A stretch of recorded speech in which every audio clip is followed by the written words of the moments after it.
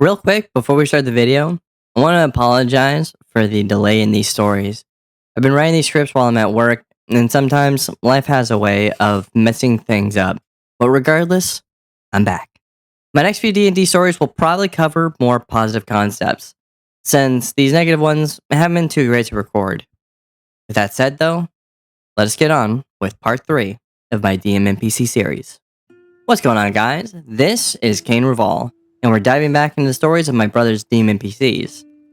This is the third and final part of my DMNPC saga, but that's not the end of the stories. This video will cover what happens when you evolve too much homebrew into your character. This is a new campaign my brother set up that borrowed a lot of stuff from previous campaigns. Old and returning characters as NPCs, similar setting to the adventure-like storytelling from our first campaign together, and so on.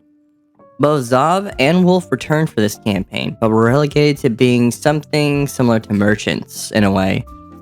Wolf was a blacksmith capable of masterwork crafting any kind of weapon, and Zav was capable of converting weapons to magical weapons or creating magical trinkets.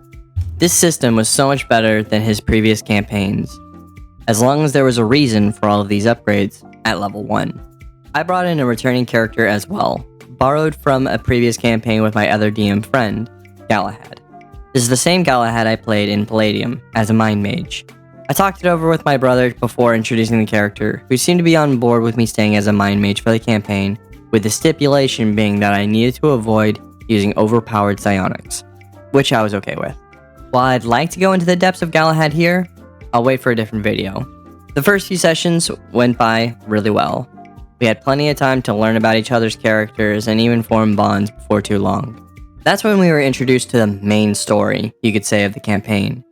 There was a war between two gods of good and evil. The gods being Gilgamesh and Relic, respectively. This bothered me a bunch, as even in the context of the game, Gilgamesh was never considered a good aligned character. He was always true neutral.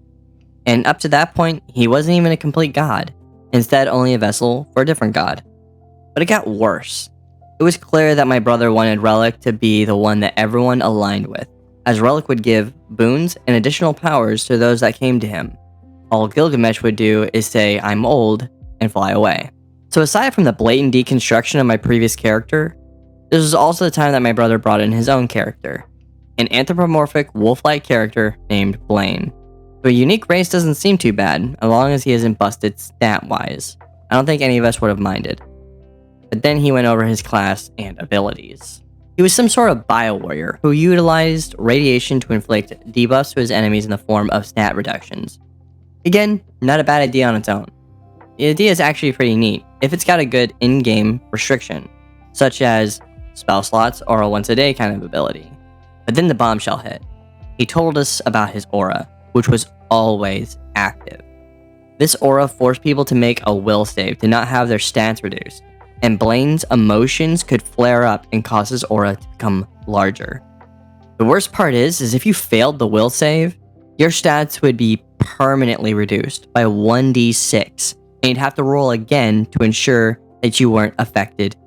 This would happen every time you failed, and if it's your wisdom that gets hit, you're even more likely to fail again, since it requires you to have a good will save modifier to save against it. I primarily worked as a healer in the group, but all of my healing abilities required me to touch the person being healed.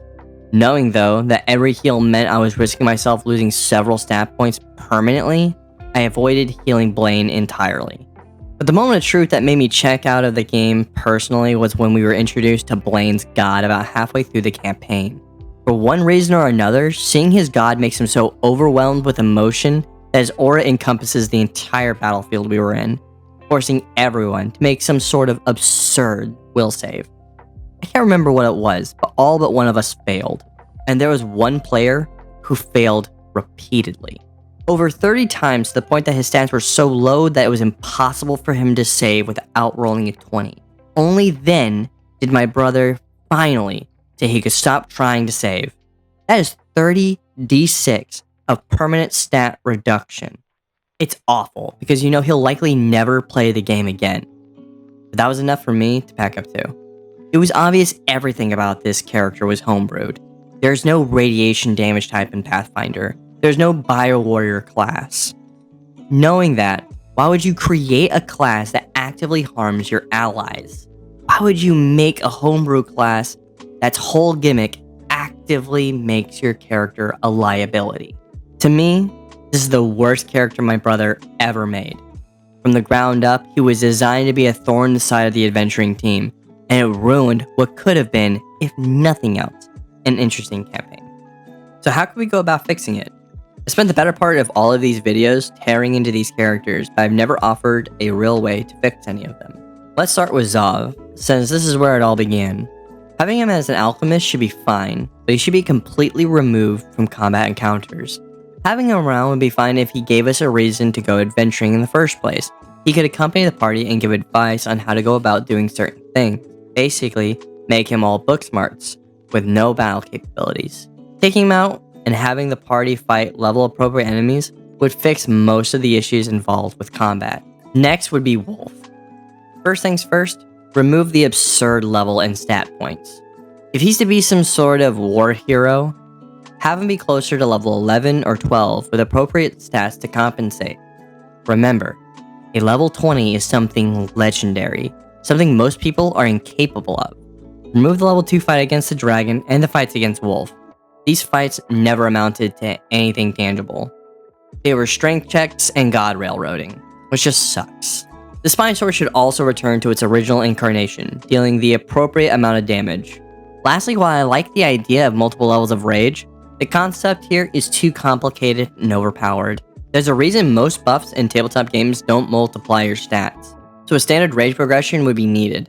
This would still make him a strong adversary, and worthy of being considered a war hero, but not make him stronger than the literal gods themselves. And finally, we come to the topic of today's video, being Blain. First things first, we need to remove his aura.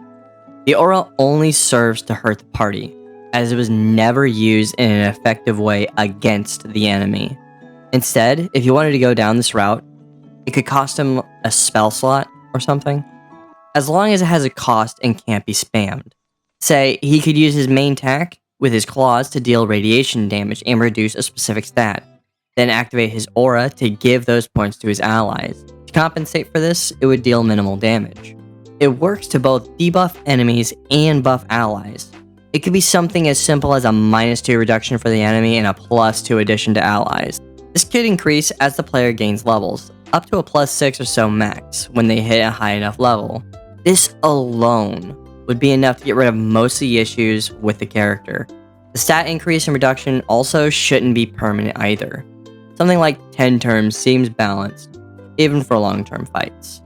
That being said though, this marks the end of my brother's DMNPC series. What do you think? Out of the 3 characters, who would you consider the worst? Feel free to let me know in the comments down below, and I hope to see you guys for the next one. I'll see you soon.